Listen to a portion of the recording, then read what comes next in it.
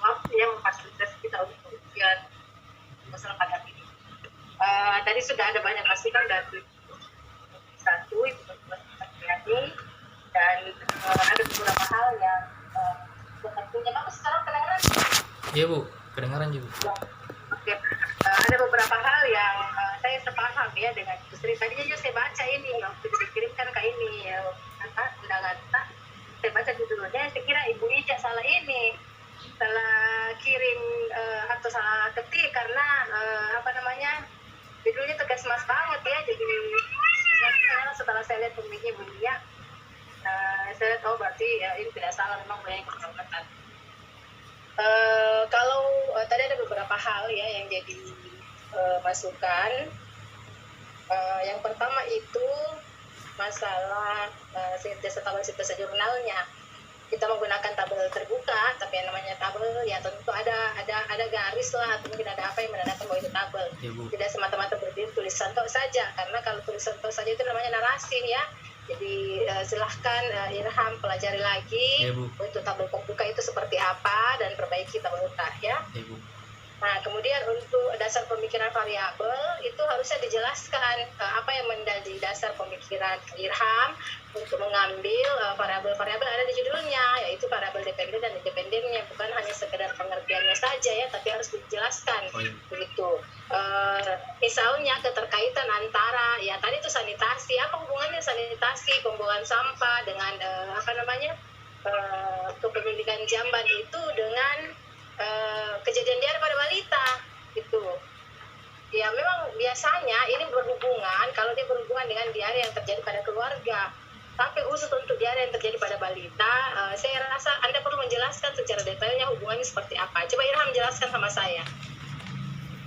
Menurut pendapatnya Irham, siapa tahu ada tapi tidak dijelaskan di naskah proposalnya ini. Apa hubungan antara pembukaan jamban, kemudian sanitasi, air bersih, sama satu lagi variabel dengan kejadian diare pada balita. Irham? Iya Bu. Coba kita jelaskan deh sama saya. Kita bisa kasih masukan, baiknya dimasukkan di mana?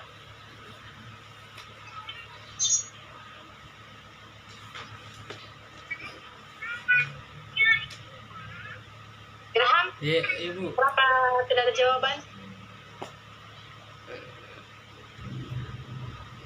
Kita yang pilih variabelnya toh, artinya kita bisa dong memberikan jawaban.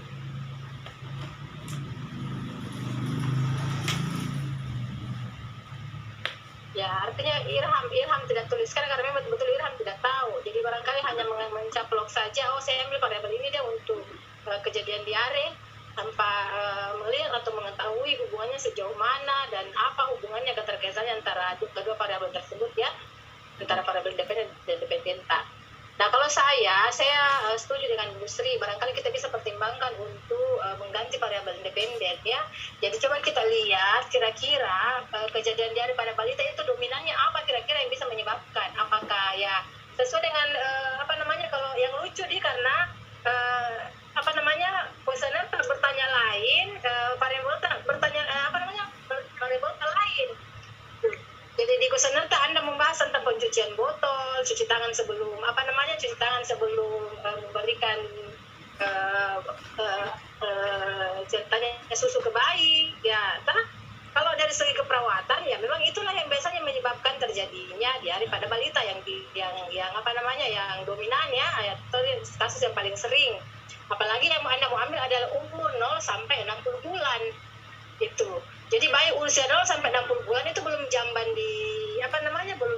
di sini di WC itu.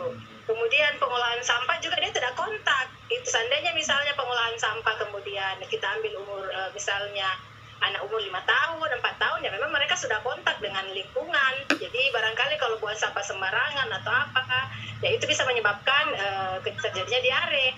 Ya yang dekat-dekat barangkali yang bisa berhubungan hanya ya kalau misalnya buang sampah sembarangan, mengundang lalat, akhirnya lalat hinggap di makanannya balita seperti itu. Tapi kalau keterkaitan secara langsung kita tidak melihat ya, karena usia sampel yang Anda ambil memang usia sampel yang belum aktif secara mandiri gitu. Tapi yang aktif adalah orang tua, artinya dia hanya menunggu saja untuk disajikan. Nah, proses penyajian itu kontak dengan alat-alat dan lain sebagainya itu barangkali yang bisa diambil daripada Anda mengambil yang berbau kesmas sekali. Itu ya Irfan ya, Irham ya. Jadi itu tolong dipertimbangkan. Silakan baca kembali teori anak ya. Dan baca kembali teorinya anak, kira-kira kejadian diare pada balita itu atau jurnal-jurnal terkait lah, misalnya usia 0 sampai 60 bulan itu apa penyebabnya ya. Itu sehingga Anda bisa mencari variabel yang terkait dengan ini.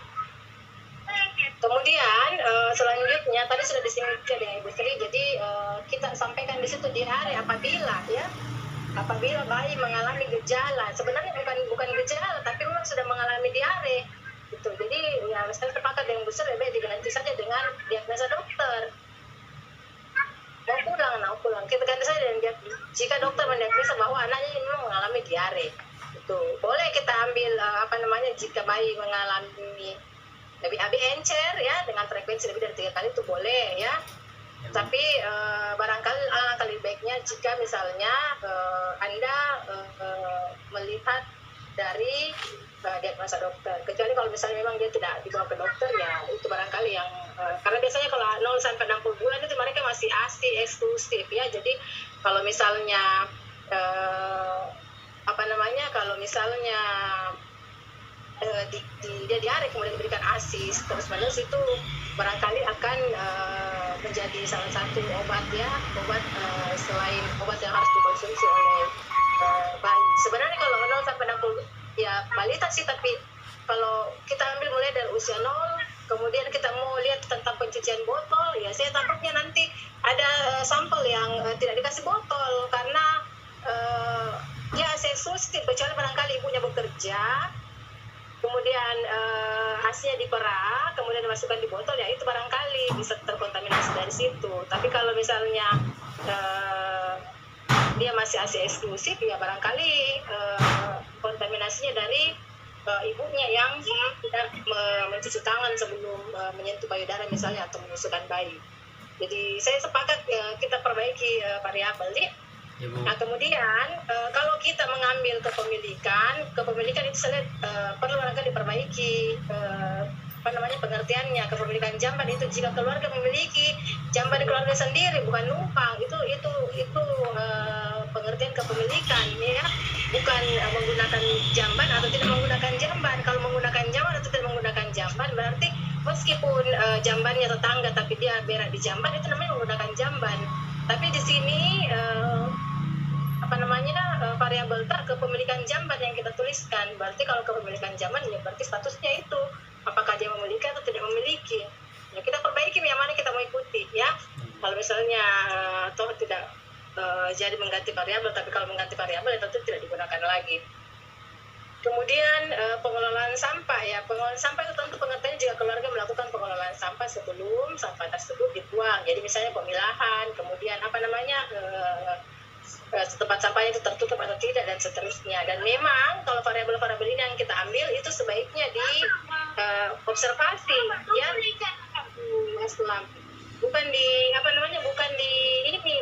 Bukan dia yang isi jangan sampai bersih cair tak bersih. Tapi kita tidak tahu apa betul bersih atau tidak ya. Itu makanya harus lebih selektif nanti pada saat proses pengambilan datanya.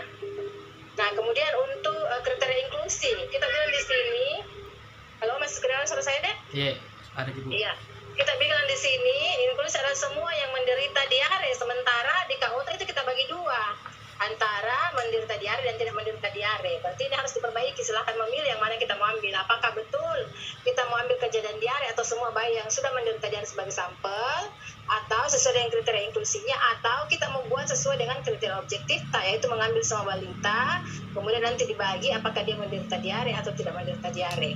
Dan biasanya ini ya tentu kita harus selaraskan dengan kriteria proses pengambilan sampelnya, kemudian kita harus selaraskan dengan metode penelitiannya ya. Itu apakah mengambil diare semua atau mengambil semua balita tanpa melihat nanti dibagi diare atau tidak diare pada saat penelitian berlangsung.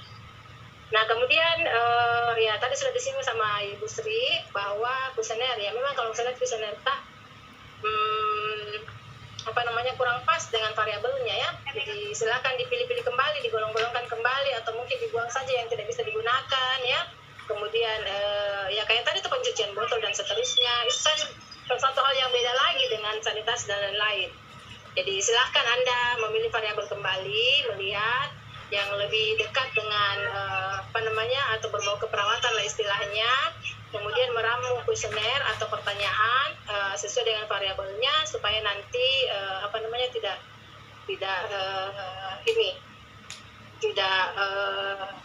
artinya relevan lah antara variabel dengan apa yang ingin digali atau pertanyaan-pertanyaan yang ada di responden untuk mencari data-data terkait yang dibutuhkan dalam penelitiannya ya. Kemudian pesan saya yang terakhir, Irham, belajar kini. Jadi ujian itu bukan hanya sekedar datang, duduk, baca proposal, setelah itu ditanya, dikasih masukan tanpa memberikan argumen. Gitu. Karena kalau kalau kita diam saja seperti ini berarti kali nol semuanya. Yang kita dapat hanya nilai untuk menulis, ya. Nilai untuk menulis dan nilai paparan, tapi nilai untuk argumentasi tidak ada, padahal itu poin yang tinggi. Itu kita harus bisa pertanggungjawabkan dokumen yang sudah kita susun itu untuk meyakinkan kami penguji bahwa betul Irham yang susun, betul Irham yang buat, kemudian Irham paham dengan apa yang ingin dia cari. Karena kalau kita memberikan masukan dan saran itu juga tergantung dari pemahaman dari kandidat ya atau mahasiswa. Kalau misalnya dia memberikan penjelasan, kemudian kami mengukur bahwa ini anak cocok yang Anda bilang, tapi salah yang dia tulis, atau sebaliknya, ini anak cocok yang Anda tulis, salah yang dia tulis, tapi ternyata pemahamannya dalam proses penelitian nantinya sudah betul. Nah, biasanya di situ yang kita arahkan, kita luruskan. Kalau begitu pemahaman, model seperti ini harus kau tulis. Kalau begini yang kau tulis, kemudian ini yang kau mau, begini modelnya. Tapi kalau Anda tidak memberikan argumen sama sekali, kita tidak bisa mengukur dan tidak bisa memberikan masukan secara rinci tentunya. Jangan sampai nanti kami memberikan masukan sesuai pemahaman kami yang kami baca, kemudian sesuai dengan pengertian kami yang kami pahami, tapi ternyata Anda sendiri tidak mengerti. Gitu. Jadinya nanti ya kerja 2 kali, belakangan bertanya lagi. Padahal seharusnya di proses ujian ini ya kita harus komunikasi, berdiskusi terkait apa yang Anda ingin tuliskan dan lakukan nantinya di penelitian.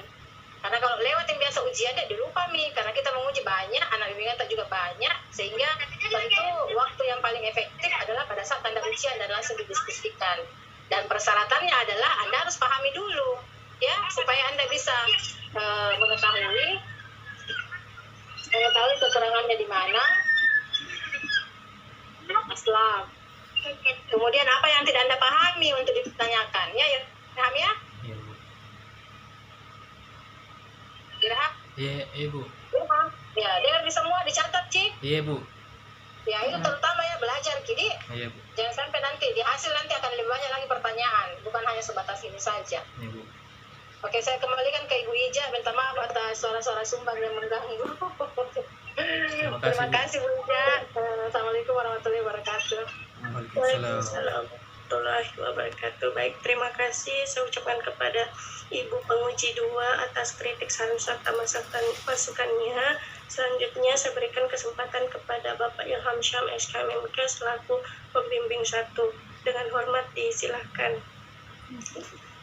Oke, terima kasih Bu Ja. Bismillahirrahmanirrahim. Assalamualaikum warahmatullahi wabarakatuh. Waalaikumsalam. Yang terhormat para Ibu Dewan Penguji dan Pembimbing serta Bu Ija selaku moderator pada sidang proposal kali ini. Irsannya sudah banyak masukan dan kayaknya memang kamu belum terlalu bersemangat dengan penelitianmu ini, begitu. Karena ada beberapa hal yang memang perlu kamu klarifikasi sebenarnya, tapi tidak kamu klarifikasi. Jadi memang bahwa ujian itu bukan hanya proses setelah mempresentasikan kemudian diam selesai, tapi harus ada argumen dari seorang peneliti itu sendiri supaya kita tahu takaran kemampuan itu di mana. Yang menarik dari diskusi kali ini adalah bahwa teman-teman penguji melihat naskah proposal yang kamu tampilkan, yang kamu tawarkan itu keluar dari hampir keluar dari jalur peminatan yang kamu pegang sekarang gitu. Jadi dimensi keperawatannya itu tidak kelihatan gitu. Kalau boleh saya tahu, Irsan Tapi Pak, putus-putus suara tak?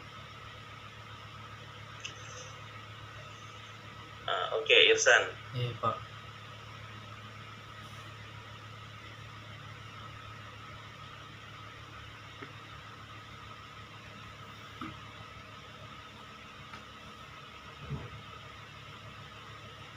Tapi Pak, tidak ada suara tak? Halo. Iya, ada. Oke. Ada tidak statement terkait pendapat pengujimu bahwa ternyata dari naskah yang kamu berikan ini dia berbau kesma sekali?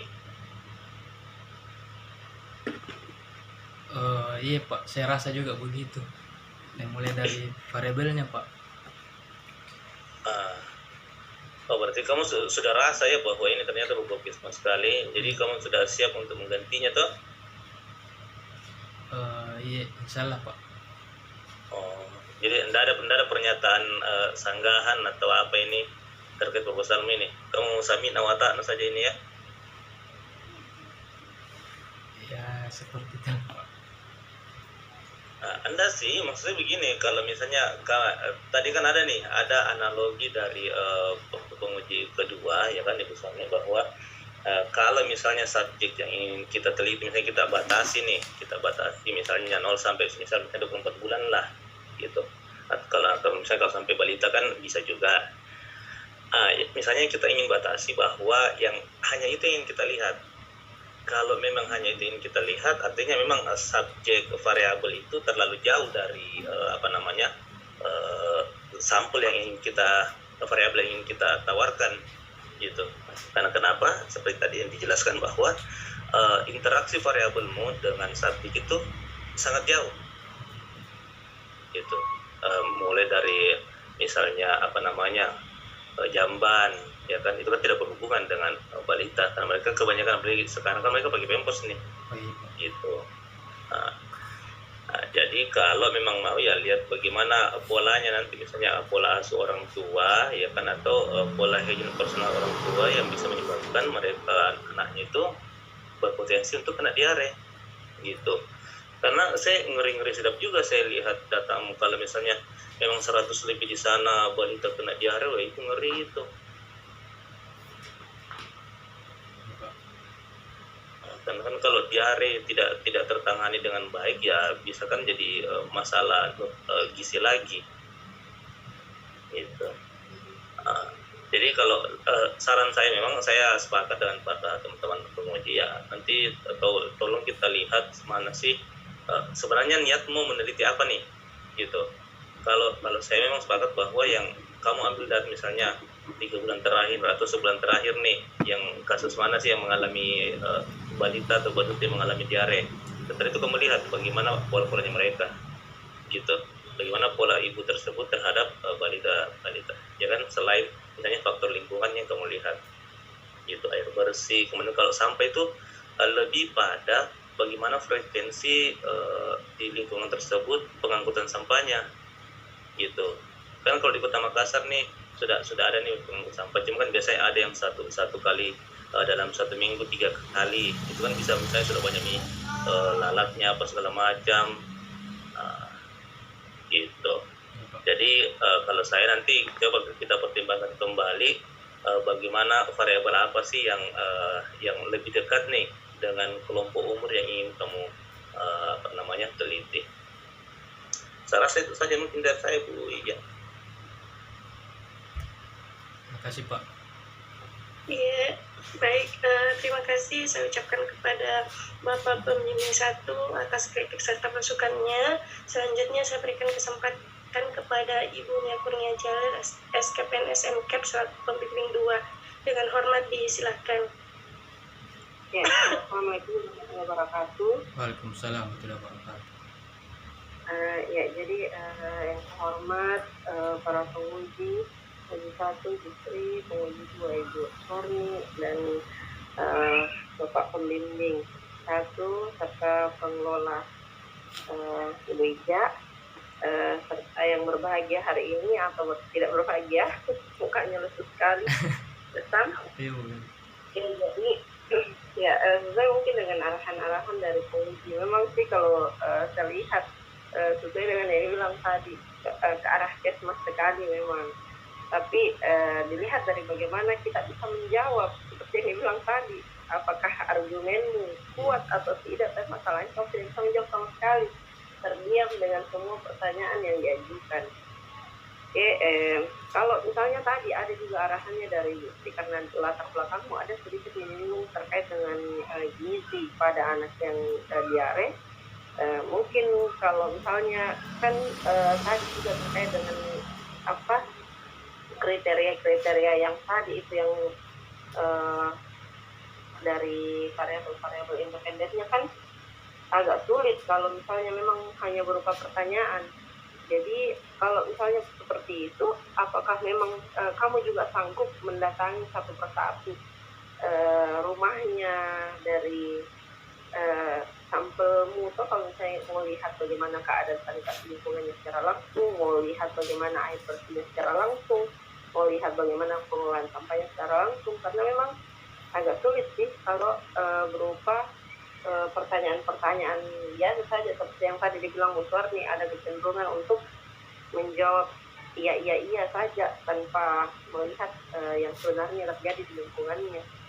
Jadi kalau misalnya memang agak sulit, boleh mungkin kita tadi sesuai dengan ada di bagian latar belakangnya tadi sedikit menyinggung tentang gizi anak pada yang menderita diare, bagaimana supaya bisa juga mungkin kita arahkan ke situ. Jadi memang kalau terkait dengan gizi anaknya juga bisa kita langsung juga melakukan pengukuran langsung pada saat pasiennya itu datang ke puskesmas. Jadi bisa sambil tidak perlu kita datangi lagi rumahnya satu persatu gimana untuk melihat variabel-variabel independen yang memang tidak bisa dinilai dengan baik jika melakukan pertanyaan-pertanyaan kuesioner. Jadi nanti kita diskusikan lagi ya bagaimana baiknya dengan pembimbing 1. Iya Bu. Oke, jadi lain kali belajar deh nah kalau mau ujian. Iya Bu. Itu satu.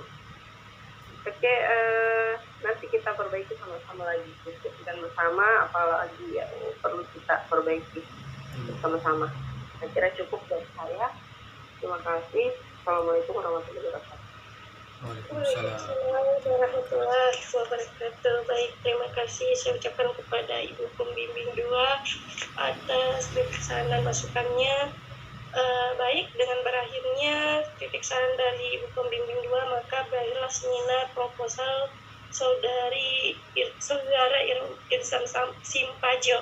Baik, izinkan saya menutup seminar ini dengan ucapan Alhamdulillahirrabbilalamin. Wabillahi taufiq wal hidayah. Wassalamualaikum warahmatullahi wabarakatuh. Waalaikumsalam warahmatullahi wabarakatuh.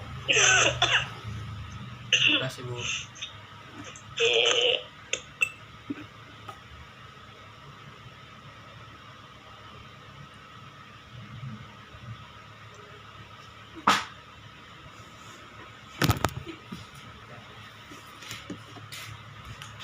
Jadi